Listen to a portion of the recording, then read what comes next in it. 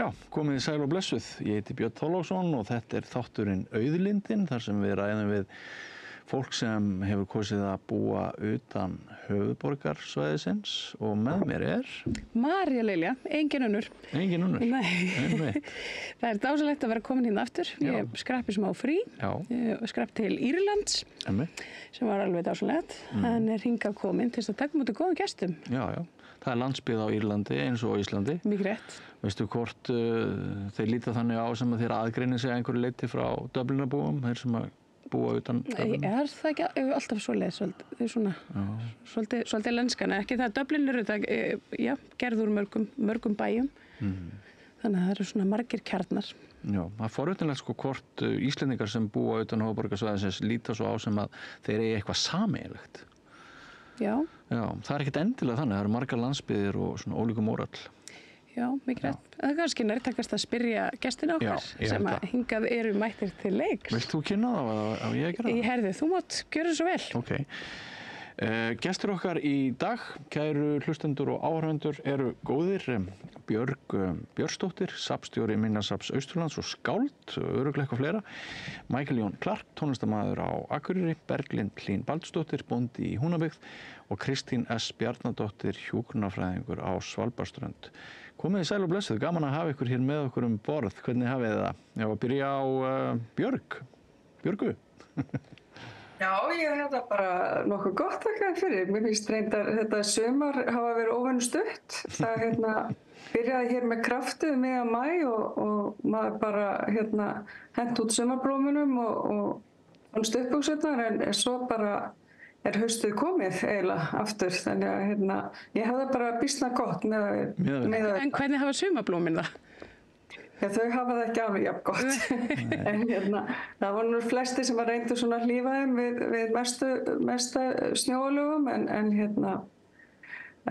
allir þau jafni sig ekki. Við skulum nú vona að þetta verði ekki langvinnt, þetta hvítasunnuhret, ef ekki bara kalla það. Já, er sem skítkalt núna á Austurlandi? Já, eiginlega sko. Ég var að koma á safni og þar komu inn, ég finn bara svo til með þeim, fólk með ferjunni sem ætla sér greinlega að ferðast hjólandi landið og var sem sagt búið að verja morgninum í að hjóla í Fjarðarheiðina í snjó og krabba, yfir á Hérað og þau komu bara inn á safnið og stóðu þar bara holdvott og svolítið aum. Við drifum upp heitan ofn og gáðum heitt kaffi og reyndum svona að telja þau kjark en almáttuðum minn, þetta var ekki var kannski ekki góð byrjun á fríinu. Þetta er rosalegt og hugsaðir munin á hlutskipti þessara ferðalanga og þeirra sem áttu bókaða ferð til Íslands 2 vikum fyrr, bara gjörsamlega 2 ólík lönd heim að sækja. Bara algjörlega og svo hef ég líka verið svolítið hugsið núna í vikunni þegar snjóaði sem mest upp á fjallvegum þá vorum við líka að fá til okkar fólk sem að kom bara hálf traumatiserað eftir að hafa ekið frá Mývatni í Egilsstaði og þetta er fólk sem kannski ekki endilega vant að aka í snjó og þau eru flestir bílaleigubílar, þau leggja á stað á bílaleigubíl og sumardekkjum. Þetta er náttúrulega svolítið svakalegt að lendi í. Ég fékk frönsk eldri hjón sem að bara sögðust þakka Guði fyrir að hafa haft vita að ég að panta fjórhjóladrifinn bíl en já, þetta er svolítið svakalegt sko. Einmitt. Mér finnst að þessum veruleika sem þú ert að lýsa hafi ekki verið greint frá honum sem skildi í svona landsfréttum. Þetta ekki sammála því, María? Jú, ég sammála því, en þetta er ákveðið áhuggefni. Ég hef oft velt þessu fyrir mér með bílaleigubílana. Nú er öllum gert að fara af nagladekkjunum á einhverjum ákveðnum tímapunkti í maí, en það er alveg gríðalegt rennsli af bílaleigubílum og það verðist enginn vera að svona fylgja því neitt sérstaklega vel eftir hvort þeir séu rétt búnir fyrir íslenskt veðurfar og hvað þá hálendi og fjallvegi. En hvert er að fara næst? Er að fara til Akureyrar, Michael Jón Clark? Já. Þið eru nú veður montnir, þið sem búið á Akureyri og þú ert nú reynda með annað heimili í Hrísey en hérna, ertu hnípinn í dag? Hvað þýðir hnípinn? Já, einmitt. Svona, hvað þýðir hnípinn? Það svona fúll bara, svona leiður, dapur. Ertu leiður, ertu lítill í þér? Nei. Einu sem náttúrulega ég skrapsuðu því að sko hlutur af hljómsveitinum þarf að koma á sunnan þegar fólk flutt frá Akureyri flutt til Reykjavíkur. Svo ég þarf að skilja það fólk og við erum svolítið svona ekki með í öllum röddum hér eins og því að þetta bara svona tilfallandi. Þannig ég fór að æfa sko hluta hljómsveitinu þannig fyrir sunnan og svo náttúrulega ætli ég bara að fara norður morgunin eftir og það var ekkert úr því, mættur út á flugvöll og það var aflýst og ég fór heim til vinn míns hérna, Oliver Kentish hérna og svo bara fór ég aftur inn eftir og svo bara núna í nótt, ég var með bókað í hádeginu og klukkan 5:30 þá kom ding í símanum. Já. Og aflýsa flugi. En svo bara, ég held það var í allan daginn og ég fann að sjá að þetta aflýsa tónleikunum. Það ætla að vera svona, en svona ég kom inn. Einmitt, þannig að veðrið hefur heldur betur haft áhrif á þín plön. Við ætlum að ræða þessa tónleika sem þú ert að nefna á síðar í þættinum. Já. Hvert förum við næst? Já, Kristín S. Bjarnadóttir, ég nú svolítið áhuga sem, ég nú mikla aðdáandi Kristínar, Kristín, hérna, gaman að fá þig loksins hérna að rauðaborðinu. Okkur hefur einhvern veginn svona aldrei gengið að ná saman, en Kristín, þú varst að stofna, svona samtök, almannaheillasamtök, sem að ná út fyrir landsteinana með til Gaza, öllu heldur. Ertu til að segja okkur aðeins fyrir þessu? Það passar. Ég búin að vera núna í rúmt ári í sambandi við fólk á Gaza því að það var ekki að fá hjálp þetta fólk og það endaði með því að ég varð að fara þessa leið því að ég má ekki safna peningum inn á minn persónulega reikningu auðvitað þannig ég varð að stofna, fékk bara ráðgjöf hvað ég þyrfti að gera til að geta haldið áfram að senda stuðning út og það voru svona almannaheillafélag með starfsemi við landamæri heitir það. Þannig að það loksins, þetta búið að vera kosta svolítinn tíma og alls konar en nú það komið í loftið með bankareikning og hægt að fara að styðja og full þörf á. Ástandið hefur aldrei verið eins hrikalegt þar eins og þið örugglega vitið öll. Heldur betur til hamingju með þetta mikla skref. En hvernig kom það til, Kristína, að þú manneskja hjúkrunarfræðingur á Íslandi, hvernig flæktist þú svona inn í þetta hjálparstarf? Einmitt, það nefnilega það. Ég er svolítið aktivist í mér í fyrsta lagi, örugglega, og ég sá bara fyrir ári í maí, fyrir ári í lok maí, sá ég eiginlega hjálparbeiðni á netinu, bara á Facebook, sem að íslensk kona hafi deilt.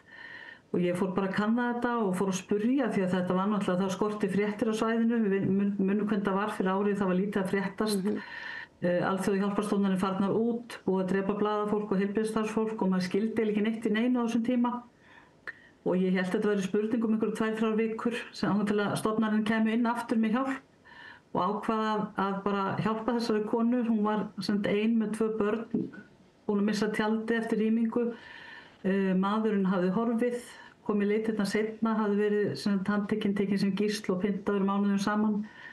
Og þekkti hvorki hanan í börnin þegar hann fannst og svo sama tíma ég var að sinna henni og ég held að þetta yrði þið vitið einhver 2-3 vikur, við getum hjálpað þessari fjölskyldu, haldið þeirna á floti þangað til hjálparstofnanir kom inn en svo bara gerist það ekki eins og við vitum og það er ekki ennþá nema ein fingurnögl þið vitið að koma inn með það sem þarf. Þannig að það komu fleiri beiðnir og ég fór að finna fólki í kringum mig sem geti hjálpað og svona vatt þetta upp á sig og nú við erum að hjálpa 60 fjölskyldum minn hópur með þá fjárhagslegan stuðning sem við sendum út svo þið geti keypt mat á svartamarkaðsverði sem bara hryllilegt verð og svo ég náttúrulega með sálgæslu og ég hef fundið með ljósmóður sem getur verið til taks ef að kona kemst ekki á fæðingadeild því að maður veit aldrei hvaða sprengjuárásir í gangi þegar barn ætlar að fæðast þannig að hún getur allan að vera með þeim í símanum því ég ætla ekki að lenda í því ég hinum megin í minni hjúkrun ég stunda líkna á lífslokahjúkrun þannig ég var ekki spennt fyrir að redda þessu það þyrfti og svo bara rosalega margt sem hefur hægt að gera ég get sendt vatnstrukka í 2 skipt á vatnslaus svæði og það bara ótrúlega margt hægt að hjálpa þarna Mikil hvatning Þetta alveg magnað. Já, magna framtak. Berglind Hlín Baldursdóttir, bóndi í Húnabyggð, komdu sæl og blessuð. Við þekkjumst, við höfum aldrei hist, en ég las grein eftir þig á Vísi þar sem að þú var svolítið að rífa kjaft. Gerirðu mikið að því? Jú. Það fyrsta skipti sem ég tjá mig opinberlega landbúnaðarmál og ég sé búin að bóndi hérna í 15 ár. Já. Og ég var alveg markvisst ekki skipt mér að þessu. Ég að vera bóndi, pínu aukamaður minn sér nú mestu leyti það og ég har nú alltaf hjálpað honum. Okay. En ég kennari, þannig að í fullu starfi og með börn og svoleiðis. Þannig að ég nú svona frekar rifist við eldhúsborðið og rætt þetta við alls konar mál, landbúnaðarmál, ég svo sem alveg skoðun á þeim, ég segi það ekki.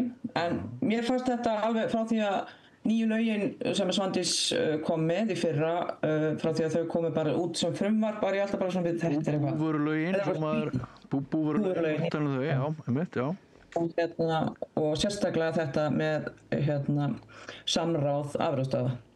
Þetta var alltaf svona sem pínu sem stakk mig og svo náttúrulega komið þessi málaferli strax í ljós og ég hugsa alltaf, þetta er ólöglegt, þetta má ekkert vera svona, skilur.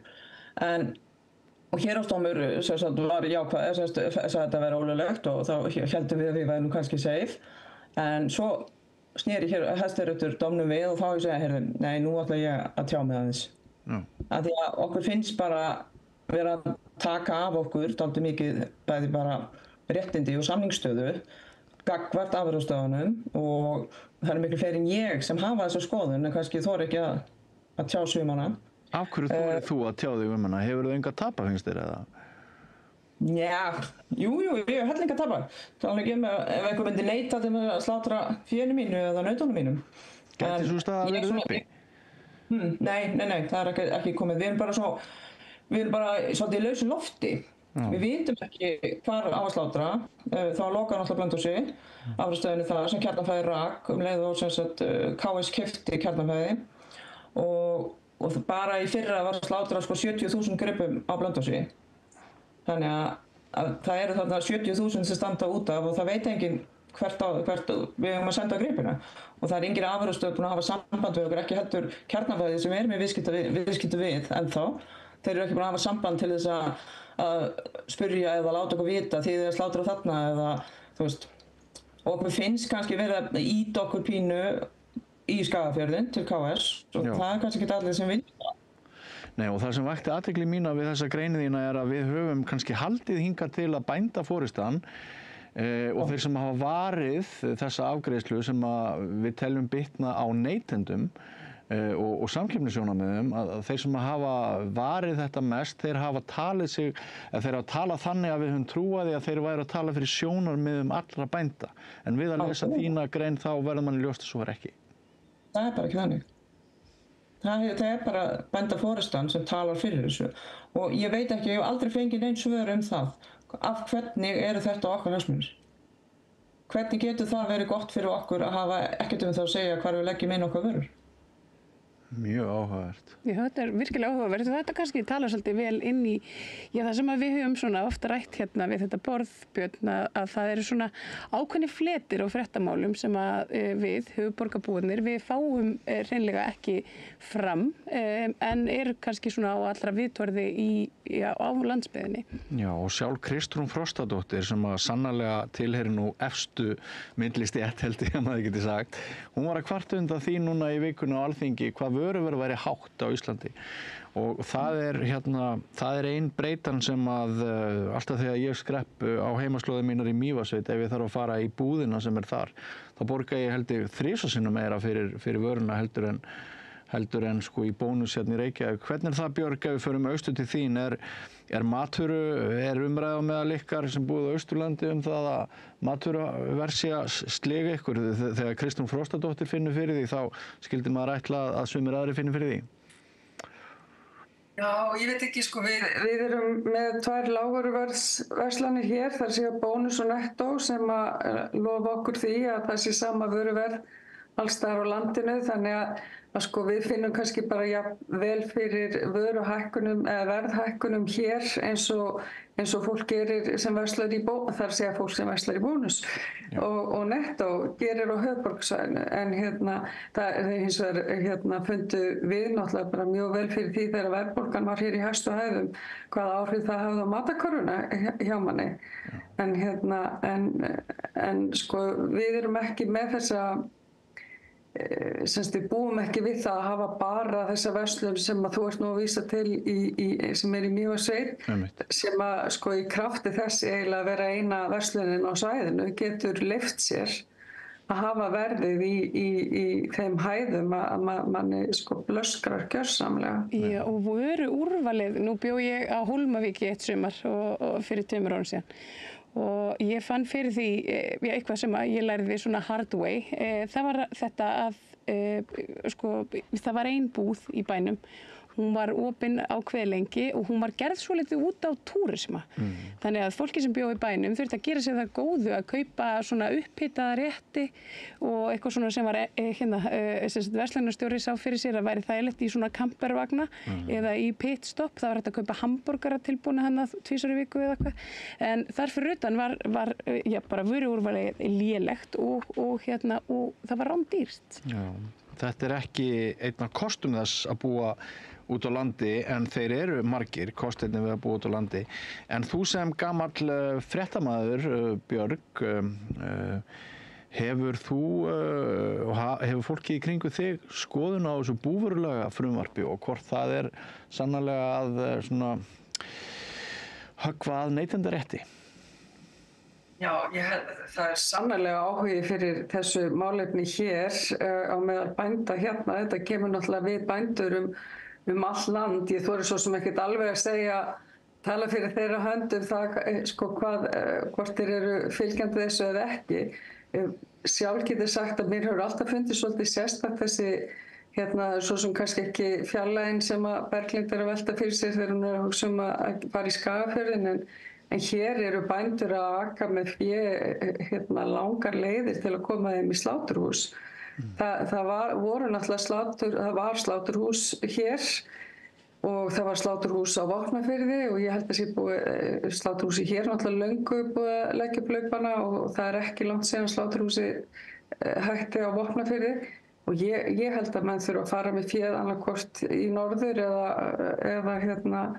eða suður á land til að koma því í sláturhús. Já, er það ekki? Já.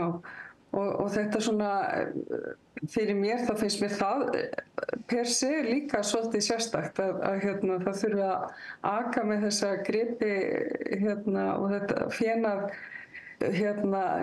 bara heil og hálfu landshlutana á enda til að koma þeim í sláturhús.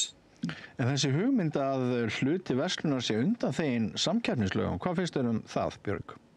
Já, ég veist þetta, ég er alveg á sama stað og Berglind með þetta, mér finnst þetta alveg sérstakt og fyrir mig sem neytanda þá hlýt ég að velta því fyrir mér hvort að þetta sé það sem að sé affarsælast fyrir neytendur í landinu og svo kom alltaf þessi sjónarmið upp líka með að við þurfum að standa vörð matvælaöryggi og matvælaframleiðslu í landinu, við þurfum að vera sjálfbær sem matvælaframleiðendur og það er alveg rétt með sjónarmið en einhvern veginn líka bara hvernig þetta bara að í þinginu. Maður fylgdist með þessu bara hálf opinn myndur því að þetta var einhvern veginn keyrt í gegn og svo bara svona ýmislegt sem kom upp þarna sem ég þarf svo sem ekki að rekja fyrir ykkur sem að manni fannst okkar tímalis. Berglind, mér langar svo að spyrja, þegar maður þarf að flytja dýrin sín þetta langar leið til sláturinnar, hefur það einhver áhrif á gæði afurðanna? Nei, ég held nú ekki. Þeir eru að leggja sér nú fram með bílstjórnir sem sækja féð, þeir eru að leggja sér fram með að halda þessu rólu og keyra varlega og svoleiðis. En svo er það alltaf hvílt áður en það fer í sláturinn. Af því að það er náttúrulega, ef þau eru mjög stressuð þá hefur það áhrif á kjötgæði. Þess vegna þau eru alltaf hvílt og það er alltaf x tími frá því að bílinn kemur þangað til að slátra. Þannig að það er alltaf eitthvað tími inn á milli.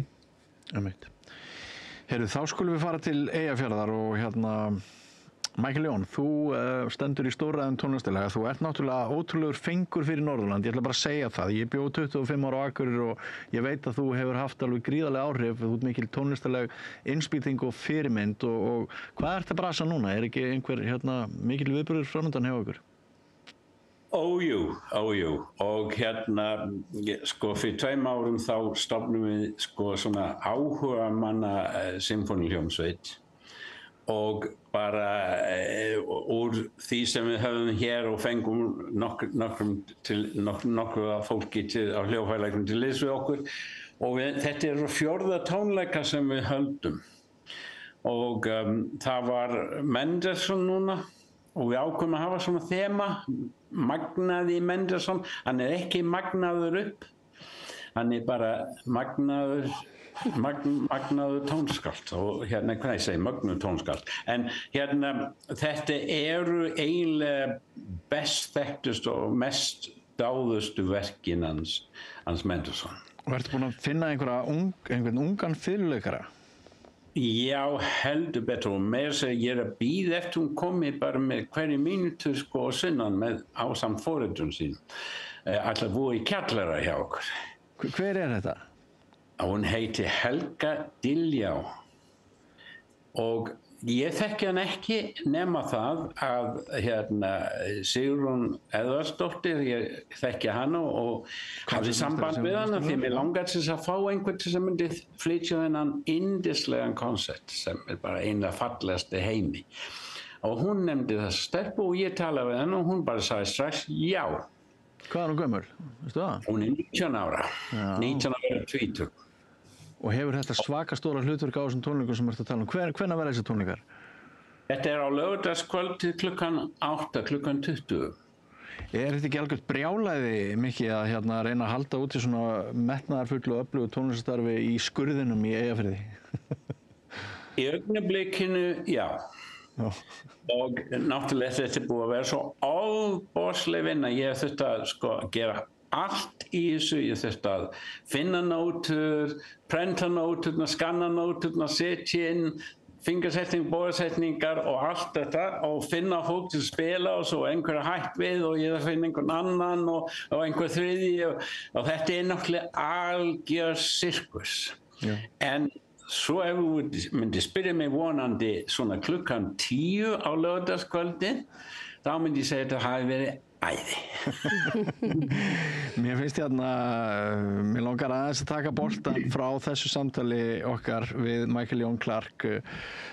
Breti kemur og breytir ásamt fleiri útlendingum menningarstarfinu á Norðurlandi meira heldur en 1000 innfæddir hefðu geta gert, fullyrði ég. Mér langar að fara aðeins úr þessum hvalrekum sem við erum með innflytjendum og fólki að erlendu bergi brotnu yfir í þá umræðu sem að þið hafið örugglega öll fylgst með.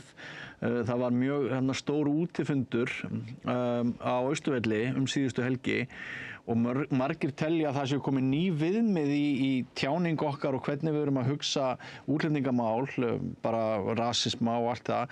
Mér langar að fá aðeins sjónarhorn ykkar allra á það. Finnst ykkur eins og að Ísland sé núna bara síðustu daga að þá sé það að verða lögmætt og í lagi sem áður þreifst bara bak við luktar dyr. Ætli það fari ekki vel á því að Kristín bregðist fyrst við þessu kannski? Já, ég held að það sé nokkuð ljóst að við erum að sjá svona einhverja tilraun til einhverja sveiflu í þessu í átt að rasismanum og sitt sýnist hverjum auðvitað þar Sjálf hef ég verið býsna mikið í friði við að gera það sem ég að gera allavega. Lítið orðið fyrir aðkast á netinu, miklu minni en ég átti von á.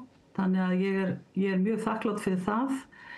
En auðvitað þetta þarna að koma fram alls konar raddir í skjóli og krafti samfélagsmiðla hefur þetta sennilega náð einhverjum hæðum, einhverjum lokum skotum og svo laumast það út þaðan. Og kannski þarf það að koma út svo við getum brugðist við því líka, þetta mér í hug.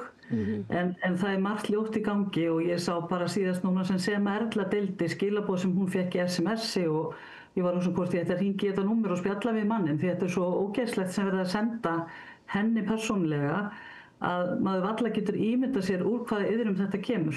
Einmitt. Og hvers vegna í ósköpunum fólk sé að fara að leyfa sér að tala svona og með þessum hætti í auknum mæli. Það er einmitt, það er oft talað að múslimar séu þarna svona, já, þeir séu þetta helsta og aðal vandamál og að því að þeir get ekki aðlagast hérna einhverjum íslenskum gildum. Íslam eitur málsgrein sem ég hef lesið 10 sinnum. Og maður velti fyrir sér sko hvort að þetta fólk hafi hreinlega hitt mannesku af, sko, nú sko Íslam alveg ótrúlega útbreitt trúarbragð og það þetta, þó að hérna orðræðin beinist fyrst og fremst í átt þeirra sem eru af svona arabískum uppruna. Ég meina það hérna bara, Asía undirlögð í alls konar Íslam og hérna og Afrika og Evrópa. Þannig að það einhvern veginn, en það þessi ákveðni hópur og þetta brúnir karlar frá arabíuskanum eða persar jafnvel og sko, maður veltir fyrir sér hvert þetta fólk hafi einhvern tímann hitt mannesku frá þessu svæði því að nú veitum við, Kristín, kannski sem erum í miklu sambandi við fólk frá og með þennan bakgrunn og þessi trúarbrögð að þetta ekki vont fólk að upplagi. Ég heldur betur ekki. Þetta nú bara, ég ætla nú bara að segja það að fólkið sem ég í sambandi við eins og Gaza, þetta ungt fólk, þau eru foreldrar flestir fæddir í kringum 1990. Ég sjálf fædd 68, fólki sem fætt það leyti, það ekki neinu sambandi heimi, það bara gamla fólki þar. Og þau eru að tala við þau, ég hef ekki kynnst annarri eins hlýju og kurteisi og hérna bara þroska. Og þannig þá að tala fólk á Gaza, ég þekki kannski ekki fólk margt annars staðar frá, en mér líður oft eins og ég sé að tala við mér fullorðnara fólk, því að það svo mikil gæska og það svo mikil umhyggja. Og það náttúrulega beðið fyrir mér og það hefur verið að vona ég komi heim úr vinnu og ég geti hvílt mig, þú veist, þetta alveg ótrúlega mikil umhyggja sem maður upplifir og ég næstu því vissum að það sé rétt sem þú segir í langflestum tilvikum að þau sem láta svona, ég segi bara láta svona eða eru svona eða hugsa svona, þekki kannski ekki persónlega og ég hef heyrt mikla fordóma til dæmis gagnvart þeim feðrum sem hafa komið hingað og það kom bara frá Bjarna Ben, miklir fordómar. Ég veit ekki til þess að hann nokkuð tíma dottið í hug að labba út á tjöldunum. Hann amaðist við þeim bara þarna fyrir utan hjá sér. En ég veit ekki hvort hann tala eitthvað við fólkið. Og þetta hættulegt þegar forystan svona, að tala svona, setur fordæmi og bara kemur illa út auðvitað. En ég held að sko, það sem að skipti máli einmitt þetta að það meiri fræðsla og það eru miklu fordómar til dæmis gagnvart þeim karlmönnum sem hafa komið. Eins og þeir hafi svona fyrir þjóðarmorð bara skilið allir eftir og ætla að hafa gott út í heimi og konan getur síðan krakkan. Því þetta náttúrulega akkurat öfugt. Þeir eru búin að berjast og fórna lífi sínu til að komast til annars lands til að reyna að fá hæli til að geta kalla fjölskylduna til sín. Og það ekkert smá sem hafa þurft að leggja á sig á því ferðalagi. Björg, eru einhver teikn finnst þér á loftum það að á Egilsstöðum og Austurlandi sé skautun að aukast, polarisering og andúð gegn innflytjendum og útlendingum að aukast? Ég held að þetta sé bara eitthvað vandamál eða já, þetta vandamál sem sko bara allstaðar og ég er búin að vera svo hugsi yfir því sko einmitt hvaðan þetta kemur og hvers vegna við virðumst einhvern veginn bara hlaupa yfir mennskuna og bara beint í eitthvað ógurlegt hatur og ótta og hluti af skýringunni held ég sé þessi rosalega upplýsingaóreiða sem það dynur á okkur alls konar áróður fyrir hin og þessu og stundum þetta sko matreitt í þeim búningi að þetta líta út fyrir að vera alvöru fréttir, staðreyndir, eitthvað sem að gerðist sannarlega og búið að finna sko skreytt með tölum og prósentum og tilvísinum í einhverja rannsóknir og svo þurfa bara ef að fólk bara fer að grafa dýpra þá þetta allt bara reist á sandi. En það rosalega erfitt fyrir mannesku sem að bara venjulega mannesku út í bæ sem að færa þetta allt yfir sig að greina á milli. Og sko hér á Austurlandi við getum bara sagt hlutin eins og þeir eru, mannfjölda þróun á Austurlandi og fjölgun drifin áfram af innflytjendum. Ef að við værum ekki að fá hingað harðduglegt fólk til að hjálpa okkur að sinna hér ferðaþjónustu, umönnunarstörfum, fiskvinnslu, þá værum við ekki á þeim stað sem við erum í dag. Það Samband sveitarfélaga á Austurlandi nýbúið að láta kanna hvert vöru útflutningsverðmæti Austurlands það eru 240 milljarðar og þetta myndum við aldrei gera nema af því við höfum þennan gríðarlega mikilvæga hóp innflytjenda sem að hefur ákveðið að koma hingað austur á land og setja stað. Og þetta hópur sem okkur óendanlega mikilvægur. Mér finnst við þurfum að leggja svolítið á okkur að taka vel á móti þessu fólki. Þú veist, við kvörtum yfir því þau tala ekki nægilega góða íslensku, þau hafa ekki nægilega tækifæri til að læra íslensku. Læra íslensku og vinnutíma og Við erum heldur ekki að nýta menntun þeirra og þekking og reynslu sem skildi. Það einhver ný úttekt frá OECD sem var gerð hér á innflytjendum, málefnum innflytjenda á Íslandi og það bara kemur í ljós að þetta vannýttur auður. Hámenntaðir innflytjendur þeir eru ekki að fá störf við hæfi hér. Og við erum ekki Ég ætla að segja ykkur lítið dæmi. Við upp á minjasafni við vildum reyna að auka þjónustu við okkar fólk og við ákveðum að útbúa hljóðleiðsögn safnið. Og hún á 6 tungumálum og þar á meðal íslensku. Og hér gat ég leita til fólks frá Spáni, frá Pólandi, frá Þýskalandi, frá Bandaríkjunum, frá Frakklandi sem að búa og þau lögðu mér lið við að búa þetta til þess að auðvelda innflytjendum og ég ætla bara að segja samborgurum mínum að koma og sækja okkur heim. Við erum líka að hugsa eða erum ekki að hugsa við erum að vinna með kanadískri konu sem býr svona leiðsögn safnið sem verður svona þematengt á einfaldari íslensku. þar sem við erum að hugsa þetta þannig að fólk geti komið, það geti kynnst menningun okkar og sögun okkar og leið þeirra að læra íslensku og kannski öðlast aukinn skilning á því hvernig við erum og hvernig við fungerum. Þetta það sem við þurfum að gera. Við þurfum að mæta þessu nýja fólki og við þurfum að taka því opnum örmum en ekki setjast einhvern veginn aftur í skott á bílnum og bara loka okkur þar inni og alltaf alls ekki að hleypa neinum að okkur. Það er ekki rétt. Mér langar Björg, veistu hve hátt hlutfall innflytjenda er til dæmis í álverinu á Reyðarfirði að starfa þar? Nei, ég þekki það ekki. Ég get sagt þér að hlutfall árið 2020 var hlutfall útlendinga á Austurlandi fólks með erlent ríkisfang í kringum 13%, 12-13% og það er í kringum 18% í dag held ég. Held ég fari nokkurn veginn rétt með tölurnar. Á með fólksfjölgunin hér á Austurlandi er alfarið að þakka innflytjendum. Og af hverju er það? Af hverju er okkur að fjölga? Vegna þess að það eru aukin atvinnutækifæri og við höfum ekki mannskapinn til að sinna þeim sjálf. Ég hef nefnilega stundum upplifað það í mínum ferðum út á land að það séu minni fordómar gagnvart útlendingum út á landi vegna þess að það er meira áberandi hve mikilvægir þeir eru íslensku samfélagi í atvinnulegu tilliti heldur en kannski á á höfuðborgarsvæðinu? Já, ég held að það geti alveg passað.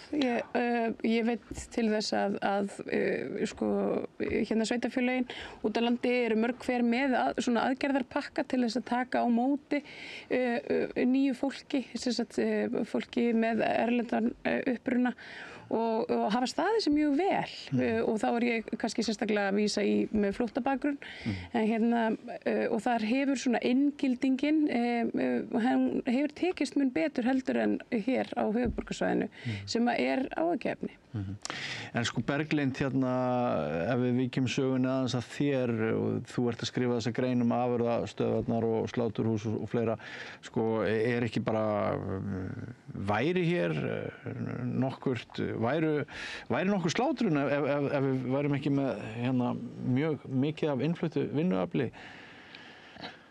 Nei, það bara svo einfalt sko. Og sérstaklega í sláturtíð voru fluttir inn alveg hópar af útlendingum sem sérhæfa sig í því að slátra.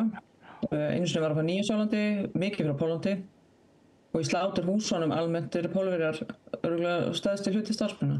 Mjög flottir starfsmenn. En þetta vinna sem Íslendingar vilja ekki vinna. Já. Hvað finnst þér þessa umræðu? Þú kannski fylgst með þessum fréttum af þessum útifundum og hvernig mörgum finnst þess að þessi búið að færa mörkin til? Já, ég er dálítið illa við þetta því ég er líka kennari á unglingastigi og mér finnst sérstaklega drengirnir tala bara á rasískan hátt. Áhugavert. Og láta út þessar ummæli sem að maður heyrði ekki fyrir 5 árum síðan, 7 árum síðan. Þú veist, og finnst bara allt í lagi að segja þetta. Hér er þetta alveg sammála því að það einmitt hérna á landsbyggðinni held ég sem meira fólk ánægðara með útlendingarna heldur en að því við vitum við þurfum að halda heldur en í Reykjavík. Ég var bara að koma í Reykjavík áðan og ég held að ég hef ekki hitt einn einasta Íslending í afgreiðslustarfi. Og fór samt talsvert marga búðir til þess að græja og gera og fara svo aftur heim. En ég held að það hef ekki verið einn Íslendingur sem afgreiðti mig. Nei, og við vitum það alveg ef við tökum öldrunarheimili, það ekkert sama þjónusta að ef foreldrar okkar eru aldraðir á öldrunarheimili ef það eru bara útlendingar í kringu þá sem ekki tala íslensku eða Íslendingar, þannig að það alveg við höfum bæði að geta verið mannvinir og fulla mannúð en líka rætt það að það ekki ásættanlegt. Nei, en ég held að til dæmis öldrunarheimilin mættu gera betur í því hreinlega að kenna sínu starfsfólki íslensku, bara svona atriði í íslensku, þetta væri ekki margar vikur í undirbúningi svona rétt á vinnutíma, þar að segja. Það eru alls konar leiðir að því að hjálpa fólki inn í samfélagið og ég held að það sé fátt mikilvægara heldur en að fólk sem flytur hingað, flyst hingað sama hvort það sé með flóttabakgrunn eða bara hreinlega til þess að koma og vinna, að það fái tungumáli sem tæki, af því að það ekkert mikilvægara heldur en að geta tala tunguna til þess að geta tekið þátt í samfélaginu.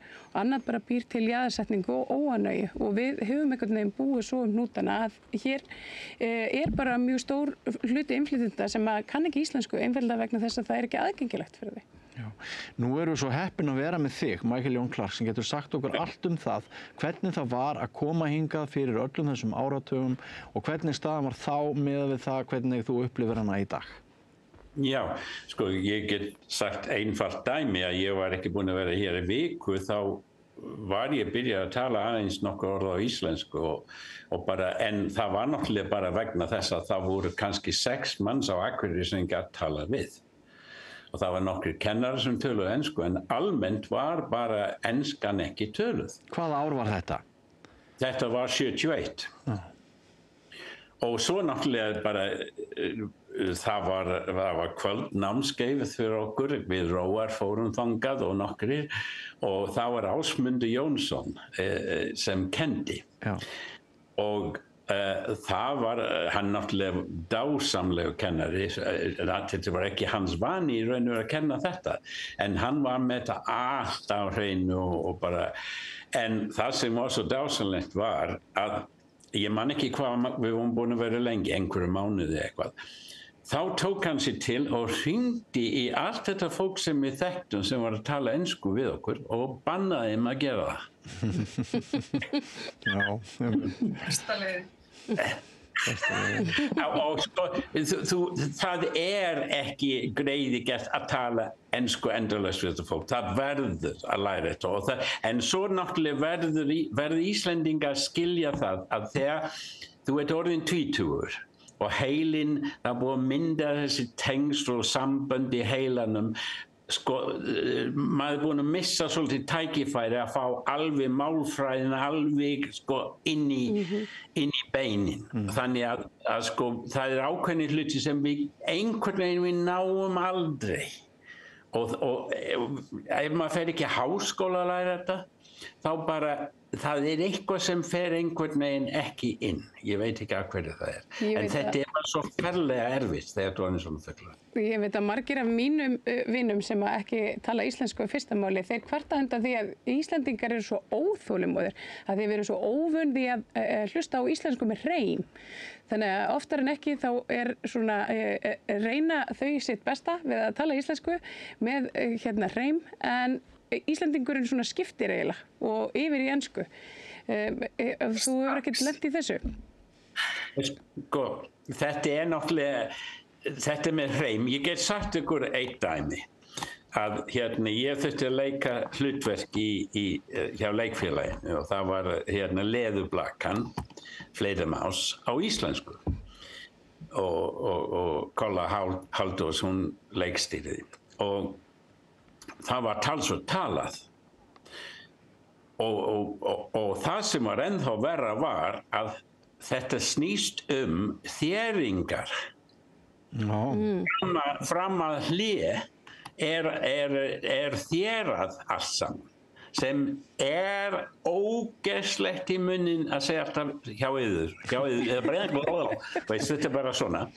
En maður hafði sín einhvern veginn í gegnum þetta og það var alveg gigantist vinsælt. Og svo lendi ég í öðrum leikstjóra og átti að leika eitthvað á íslensku og hún spurði mig, Michael minn, hvernig ástu búin að hugsa að leika þetta? Það var einhver erlendu bergi brotin og ég sagði, sem væri bara gaman að hann myndi tala perfekt íslensku. Hún sagði, hvernig ætla að fara að því?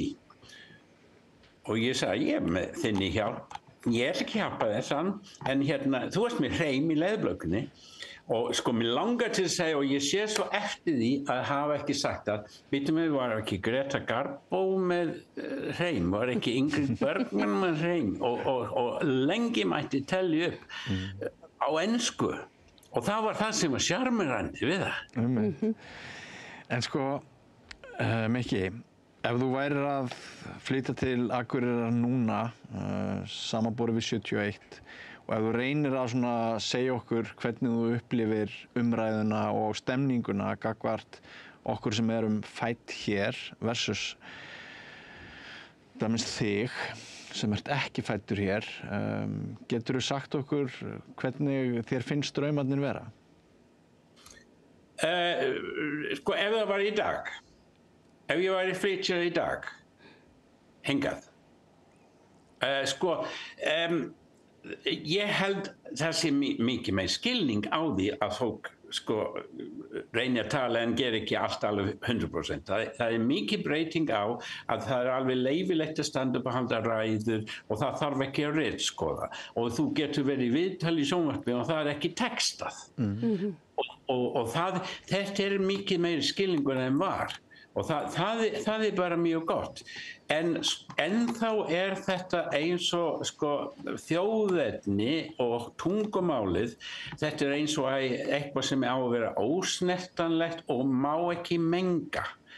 Og það einhver rosalega hræðsla erlend áhrif sem ég tel þessi svo vitlaust, það slétta, það öllum tungumál, það alls konar máli, en enskan lifir og velska lifir við hliðina 2 kílómetrum frá landamærum inn í Bretland og fólk tala bullandi velsku og það allt í ensku, í sjónvarpi og allt saman, það engin hætta, máliskurnar tapast ekki. Þetta einhver hræðsla sem þarf ekki að vera. En upplifir þið ekki aukna útlendinga andúð á Íslandi? Jú, auðvitað. En sko bara ein stutt saga, sko þetta að mínu dómi, það er verið að leita af sökudólgum fyrir fólk sem líður illa með sjálfan sér. Og það alltaf að reyna að kenna einhverjum öðrum og það svo auðvelt að kategórisera fólk vegna þess að það með dökka húð eða skáeygð eða eitthvað. Og þetta náttúrulega svo fáránlegt, en bara sem eitt dæmi, dóttir mín, hún fór til Noregs, litlum bæ, og fannst ekki rosalega hlýja móttöku. Og voðalega hissa á því. Þangað til hún uppgötvaði það var svona glæpagengi í bænum, í eiturlyfjum, ég veit ekki hvað. Og veistu hverju þetta voru? Þetta voru Íslendingar. Já, þetta nú áhugavert. Þetta einmitt kannski... Viljum við það? Viljum við að við eigum að bera sökin á einhver örfáar sem haga sig illa og þá segjum já, allir Íslendingar svona, allir svettingar svona, allir asibúar svona, sem alls ekki rétt. Nei, þetta mér fannst svolítið gott sem þú sagði Björg með upplýsingaóreiðuna því að ég velti þessu mikið fyrir mig sjálf og nú fólk bara mislæst á einmitt þær upplýsingar sem að dynja á manni gegnum samskiptamiðla og annað og ég hef oft velt fyrir mér hvort að við þurfum ekki einhvern veginn að fara að búa til og kannski bara staðreyndamál á ráðuneyti, eitthvað svoleiðis. Það var einhver sem var svona gæti köttað krabbið og svona ég bara gert okkur ljóst svona hvað rétt og hvað rangt. Það myndi hjálpa, hugsa ég. Já, þetta verður erfiðar og erfiðar sko við traust til fjölmiðla minnkar. Það bara svo mikil óreiða í þessu og nú sko gervigreining komið til og þú veist og það hægt að nýta hana til að búa til sko myndir sem að eru bara fabrikasjón, þetta bara búið til en það hægt að selja fólki hvað sem og svo öllu slengt saman.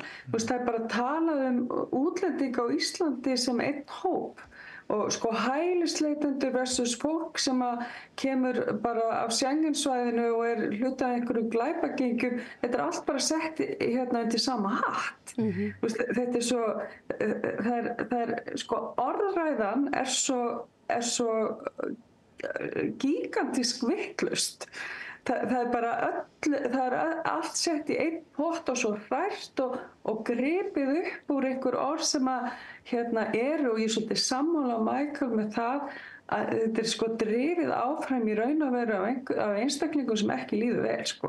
Það minnimáttakennd, það eitthvað óöryggi og ótti og svo reynda al á þessum tilfinningum.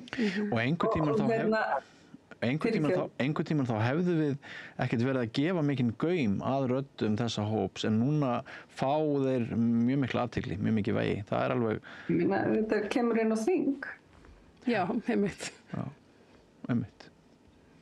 Þannig að það breyting. Orðræðan og hverjir að segja hlutina skiptir máli. Og það fylgir því ábyrgð þegar maður kosinn inn á sem fulltrúi almenningsins á Alþingi, þá fylgir því ábyrgð að tala með óábyrgum hætti og svona kannski á einhvern lauslegan hátt einhver málefni sem eru grafalvarleg ef þú ert að tala inn í einhvern ótta hjá fólki. Mér finnst þetta svo varhugaverðir tímar sem við lifum á.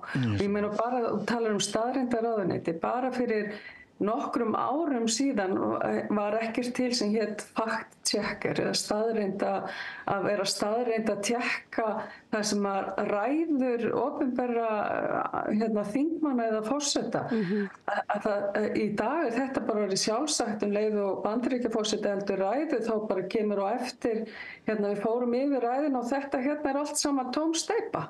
Hvers slags þetta? Akkurat. Já, þetta eru skrítið tímar. Þeir eru skuggalegir og við finnum það að það bara ykkur líður mjög svipað og okkur sem fari bara við og þið en sko einn tilgangur þessara þátta að gefa röddum fólk sem hefur kosið að búa utan höfuðborgarsvæðisins vægi og svona áður en við slítum þessu góða spjalli í dag, bara kærar þakkir fyrir þáttökuna. Gætu þið kannski hvert og eitt ykkar sagt okkur af hverju þið hafi valið að búa í dreifbýlinu en ekki hér á höfuðborgarsvæðinu og kannski ef þið viljið koma inn á einhverja kosti og galla í þeim samanburði. Ef að byrja á bóndanum og kennaranum í Húnaþingi. Já, ég náttúrulega elti ástina hérna vestur, þannig að ég ætlaði kannski ekki að vera bóndi, en ég var mikið bóndi í mér og ég finn óbúðslega mikið mun á mér á þessum 15 árum sem ég búi hér, hvað ég hef mikið óþol fyrir miklu fólki og mikið umferð sérstaklega. Ég fæ svona road rage þegar ég fer til Reykjavíkur. En jú, það er ljóminn í mínum huga er bara rólegheitin, nándin, maður þekkir allir alla og já, gallarnir eru sérstaklega hér, bara einmitt úrvalið í verslunum og svoleiðis sko, en með tilkomu internetsins og COVID þá hefur nú vefverslunum fjölgað mikið og það hefur nú reddað okkur. Ég bjó eins í Reykjavík, ég bjó í 2 ára í Reykjavík og ég man að ég upplifði þetta ekki svona sterkt þá, ég held að þetta sé líka miðaldran. Þegar maður er komin yfir miðan aldur þá þolir maður minna áreiti. En börnin mín búa bæði í Reykjavík og fyrst æði sko, þannig að þetta er mjög sjönt bara. En finnst þér aldrei sko of lágt til lofts og ekki nógu vítt til veggja? Þú sagðir að nándin, fólk er náttúrulega miklu meira saman og minni munur á kynslóðunum en er aldrei of mikil hnýstning gagnvart náunganum? Jú, það er mjög oft og örugglega oftar en ég veit. Þú ert líka nátt þess að þroska að láta þig ekki skipta þig máli. Góða punktur. En þú, Kristín, er eitthvað svona sérstök ástæða fyrir því að þú velur að búa utan höfuðborgarsvæðis? Já, það einhvern veginn virðist vanta í mig þennan segul sem að dregur fólk þangað. Ég veit ekki alveg, þú veist, ég finnst aldrei gott að vera þar. Ég þarf stundum þangað og ég á son og fjölskyldu í Mosó. Stundum renn ég bara þangað og helgina þar. En hér líður mér vel, ég er auðvitað fædd og uppalin hér, ég hef líka búið annars þar, ég hef búið erlendis, en hér er yndislegt að vera við Eyjafjörðinn með yndislegt útsinni og ég upplifi á höfuðborgarsvæðinu einhvern takt sem að ég kann ekki hennar takt, ég næ ekki einhvern veginn. Það vantar einhvern veginn samhljóminn með mér og höfuðborginni. Mamma er þaðan, þannig ég hef alveg haft tengsl þangað og var alltaf að fara þangað þegar ég var lítil, þannig að mér finnst það yndislegt að þekkja til og á auðvitað fullt af vinnunnar. En var að endurheimta núna dóttur og tengdason verðandi frá höfuðborginni sem eru stórfréttir hjá mér. Já, Hún fór þangað eftir stúdentspróf eiginlega bara beint og búin að vera að mennta sig og þau voru að flytja norður núna. Sem er yndislegt. Við þurfum að fá fólk tilbaka. Við höfum verið að velta þessu svolítið fyrir okkur hérna við Björn mitt að ungt fólk virðist svona í ríkara mæli, verið farið að líta til landsbyggðarinnar. Okkur grunar að landsbyggðin sé meira sexy í huga bara held ég allra Íslendinga heldur en svolítið skeið. Já. Já, og kemur svona svolítið með vitund hæglætis lífstíl til dæmis. Og að lifa svolítið í náttúrunni meira og þurfa ekki að keyra lengi til þess að fara í gönguförðum, grænar grundir og svona alls konar. Þú veist, þetta eru kostur og gallar. Björg? Ég ætla eiginlega að byrja því að segja að mér þykir óskaplega vænt Reykjavík. Bara þetta er höfuðborg landsins og hún heldur uppi mikilvægri þjónustu fyrir landið allt. Og ég fæ stundum alveg nóg að því þegar verið að reyna að stilla Reykjavík og landsbyggðunum upp sem andstæðu. Ég vil ekki líta þannig á að þetta séu margar þjóðir í einu landi. Við erum nú ekki svo mörg að við getum ekki einhvern veginn látið okkur linda hérna saman. Ég bjó lengi í Reykjavík og ég hugsa, ég er fædd og uppalin hérna á Egilsstöðum.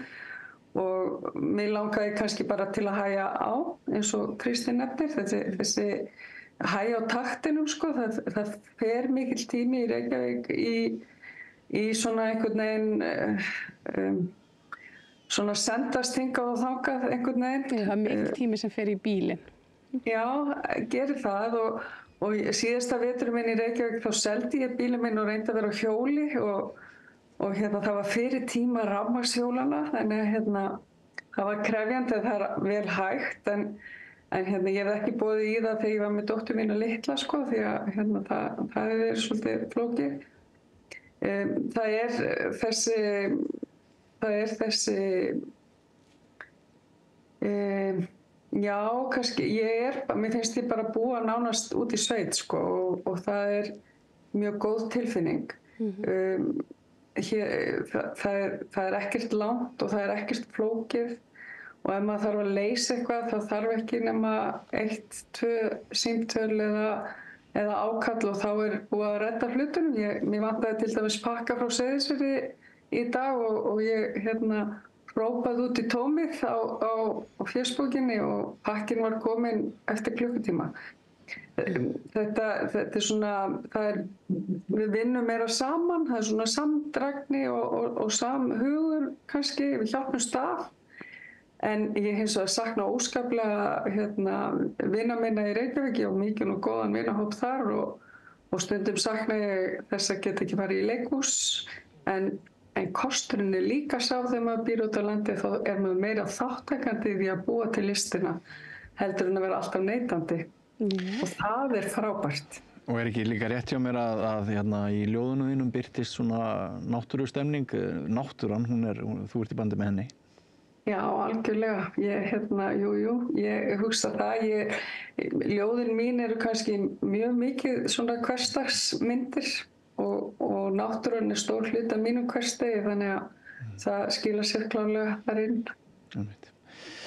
Nú, Michael Jón Clarke, ætli þú ekki bara að loka orðin í þættinum þegar þú ákvaðast að koma hingað, fara norður til Akureyrar, hefur aldrei velt í fyrir þér hvort það hefði farið betur þig í Reykjavík?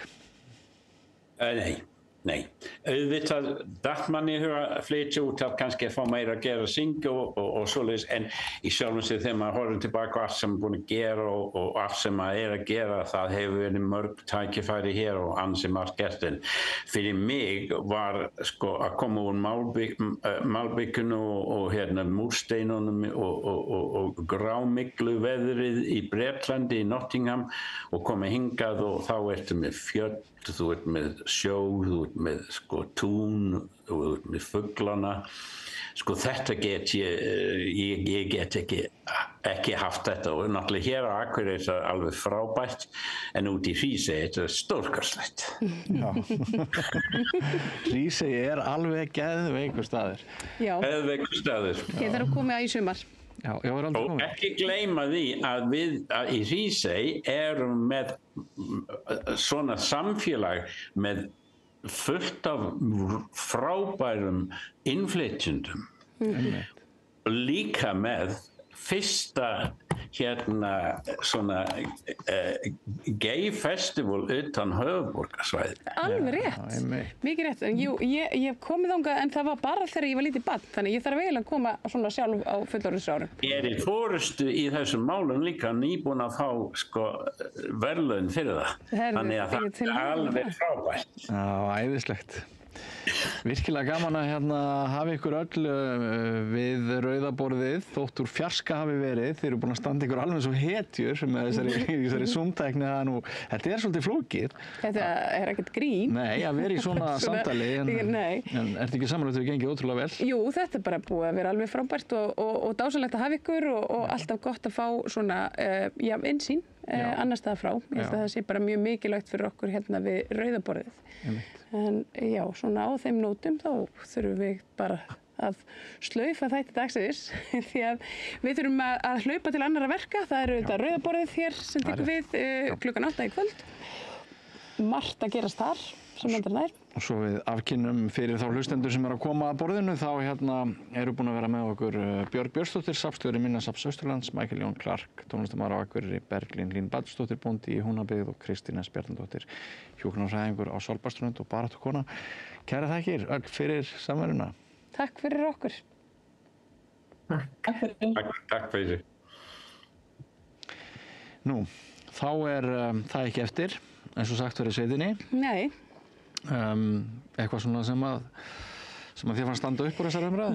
Mér fannst þetta kannski bara mér þótti svolítið vænt það að heyra svona að þetta væri þessi viðhorf sem við höfum verið að heyra svolítið og hávær í allri umræðu, þessi rasismi og þessi útlendingaandúð, það virtist ekki fara mikið fyrir henni þarna hjá þessu ólíka fólki og úr hinum ýmsu hornum landsbyggðarinnar. Þannig að þetta svona, maður velti fyrir sér hvort þetta sé einmitt svona hávær minnihluti hér á höfuðborgarsvæðinu eða hvernig sem það er.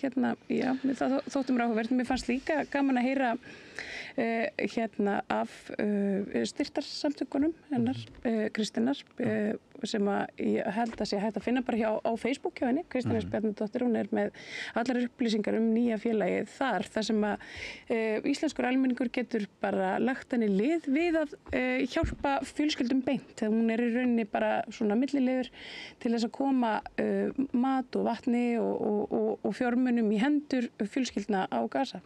Já. Þú tekur þér aldrei pásu í því þeirri baráttu. Nei, það er ekki hægt. En eigum við að segja þetta gott? Já. Já, þá bara kæru hlustendur og áhorfendur, við María Lilja Þrastardóttir þökkum fyrir okkur í dag. Ef Guð lofar þá verðum við aftur í loftinu í beinni útsendingu klukkan 16 næsta fimmtudag í þessum þætti sem við kjósum að kalla Auðlindin og viljum meðal annars benda á það með því góða heiti að viðmælendur okkar sem alltaf eru út á landi, búa í ólíkum landsbyggðum út á landi, þeir eru okkar auðlind, ekki síður en við sem búum hér á höfuðborgarsvæðinu. Mikið rétt. Vilt þú? Nei, þetta var mjög fallegt. Mér finnst þetta bara mjög viðeigandi. En ekki? Jú, að enda þáttinn á þessu. Einmitt. Takk fyrir okkur í dag. Verið sæl.